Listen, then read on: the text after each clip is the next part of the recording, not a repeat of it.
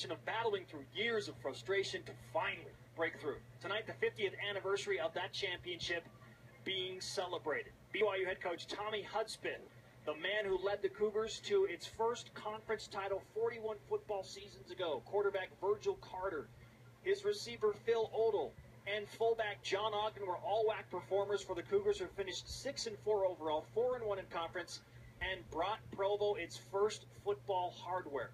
Brian and David, this team paved the way for future great BYU teams, and their top three players, some of the greatest to ever put on a BYU uniform. Virgil Carter still has the second most total offensive yards in a game with 599, set back in 1966.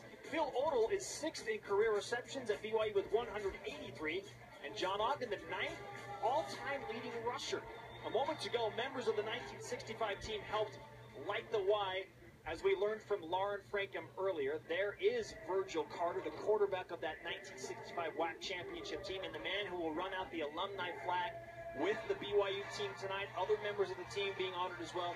So, gentlemen, with this team being honored, what should BYU fans across the nation remember about this 1965 WAC title team? I think this has to go back to truly tradition, spirit, and honor. I mean, you look at that man right there on the screen, Lavelle Edwards, and what he's done for this program. An assistant coach on that team? Right, exactly. And there's so much rich tradition. And as a player, it gets you fired up. I remember in 2010, we played Washington here at home, our first game of the season. Steve Young, Jim McMahon, Robbie Bosco was there, and they all had a speech. It just fired us up so much more, especially after what Jim McMahon said, which, keep it PG-13. But it was fun and exciting to be a part of that tradition and really connect the past and the present.